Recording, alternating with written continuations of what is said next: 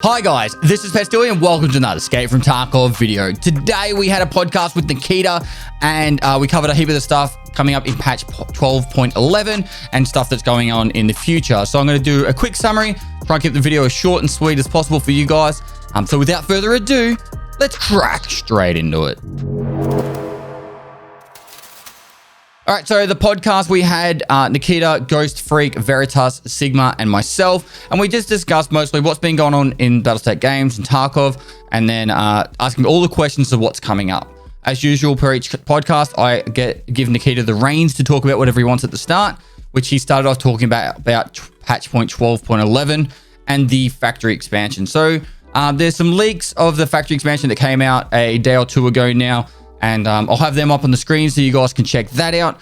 But at the same time, he spoke about it in a little bit more detail. It's not going to be a massive addition to the map. It sounds like it's going to be about 2 times the size, just adding a little bit more depth to the map. And there'll be 1 extra spawn starting off. So there'll still be the locked daytime, locked nighttime time slots, so you can pick which one you want to go to. And there'll just be more stuff to it. In addition, in the future, that will be the entrance to labs and exit to labs. There'll be the entrance and exit for factory and also on Streets of Tarkov when that comes out. So just to make it a little bit more difficult to get in and out of labs. As well as with the factory map, there will be the new scav boss. It's going to be a guy holding a massive sledgehammer, and he'll also have a Saga 12 shotgun. I don't know if he'll have both. He'll rotate. Maybe one time he'll have the shotgun and the other time he'll have the sledgehammer. But he will be on the map when the map expansion comes out. And the date of the actual patch, he isn't sure yet, but it's looking like the start of June. It could be pushed back a couple of weeks. We don't know for sure yet. The way he worded it is he has an end date before the end of this month when no more content can be added to the patch, and then they have a 2-week window for testing. So the end date isn't of all content added, hasn't been set yet, but it sounds like it's going to be before the end of the month, and then 2 weeks after that is when they plan to release. So about then is when we'll get the patch note. For the question that everyone's going to be asking is there a wipe with the patch? From what Nikita has said during the podcast, he has no plans for a wipe yet. It doesn't mean that there won't be a wipe with the patch.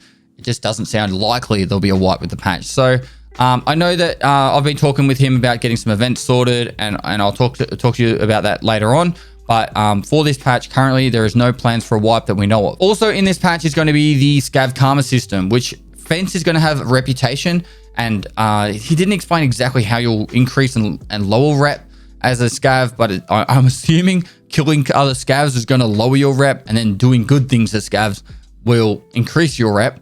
And you'll be able to get access to level 2 or higher for Fence. And at level 2, you'll be able to get insurance items that weren't claimed, or items that weren't insured that were left in raids. So that's going to be one of the cool things that we'll be able to see from Fence, and it'll be interesting to see where that goes from there. As well as that, if your rep gets low enough, Scavs and Scav bosses will instantly attack you whenever they see you. So that's something to keep in mind, that you shouldn't just do Scav on Scav violence. Maybe we'll finally see the stop to Scav on Scav violence, because people will most likely want to work together to increase their Scav reputation.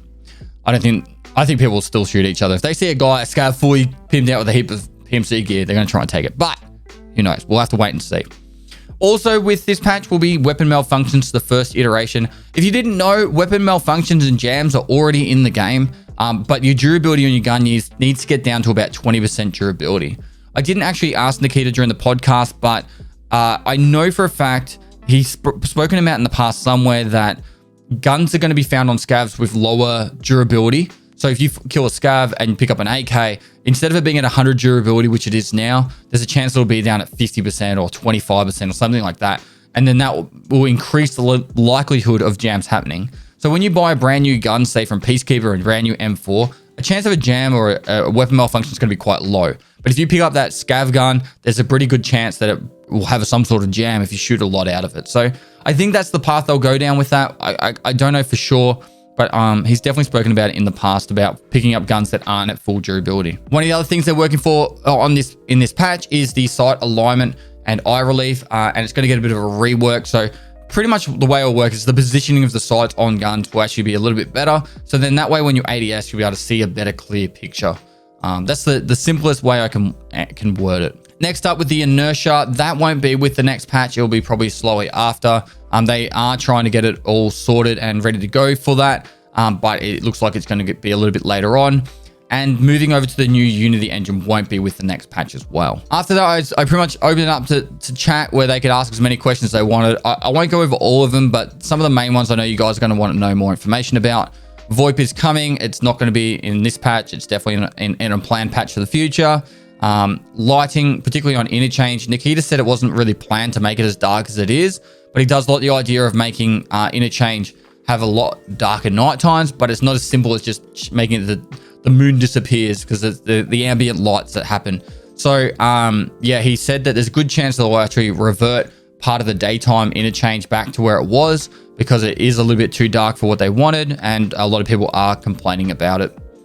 Offline co-op, there's hundreds of thousands of questions constantly asked about offline co-op.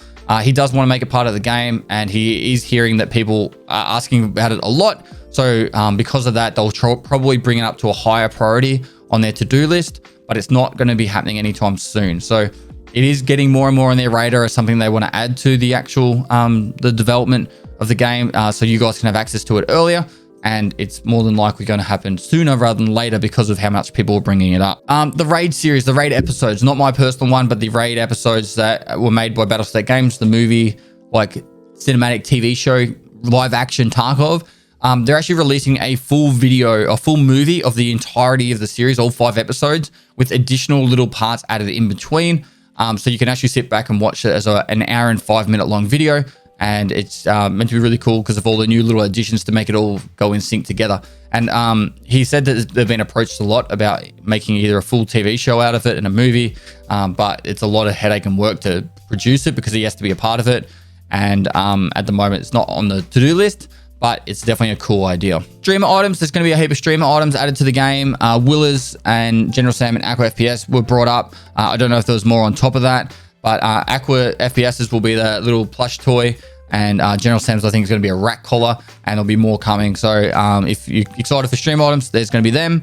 Streamer mode, it's either next patch or the one after. It's not really going to affect everyone, but it's just going to be a simple thing that people can, when you die, it's client side. When you die, you just won't be able to see who killed you, and it'll hide the raid code. So it's just something, a lot of streams cover up those sections because they don't want, like, it's just a headache.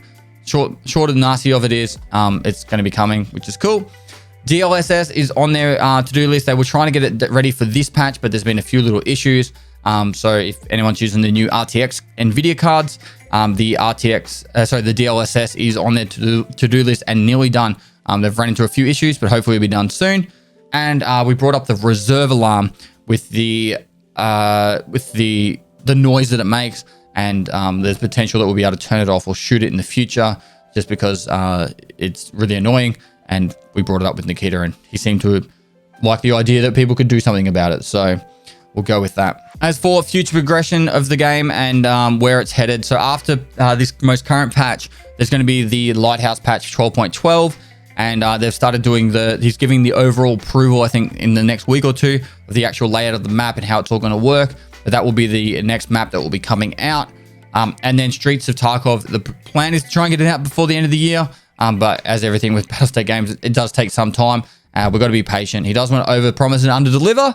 So Streets of Tarkov is still planned to get out this year. And the aim is to have 40 players in there. So have to wait and see with that. And hopefully it'll all go to plan, and we'll have a couple of new maps this year. I did bring up a couple of points, particularly stuff to do with events. The Labs free entry event. It's a point I brought up a little while ago, and Nikita likes the idea, and he thinks he might do it in the next week or two, which is for a whole weekend, you get to go into Labs for free, and you get to play it as much as you want, and there's no entry cost for it. And I said about bringing up these kind of social events, community events, where people can have fun for different ways and different things, and then that way people can enjoy the game without having to, just do the same thing over and over again, or they get to try different aspects of the game. I also brought up the idea of a global server, one you can manually pick. There's no requirement to go onto it. You won't get put on there unless you specifically want to. And if you've got friends across the world, that you could play with a friend, from America, if you live in Australia, on this one server, and it doesn't matter about ping. You can play and have fun together, but it's at your own risk for the high ping and that's what it is. And lastly, you also did touch on extract campers, which isn't really a big issue in Tarkov, or at least I don't think so. But Nikita said that it's all right to play different play styles of Escaper in Tarkov. However, he doesn't like the idea of extract camping, and the counter to it is really just adding more extracts. And they will work towards doing that in the future to make it so, you know, if you are going to extract, the chances of you being able to kill someone is quite low. Anyway, I wanted to try and keep this one as short and sweet as possible for you guys, just to give you the down, dirty, and nasty of what came out in this in this podcast. So hopefully you guys enjoyed it. I will put out the full podcast in a separate video after this, probably tomorrow sometime. So if you guys want to check that out, you can watch the whole podcast. It's probably about an hour and a half long, and I encourage you to do so. But besides that, guys, hopefully you enjoyed this video.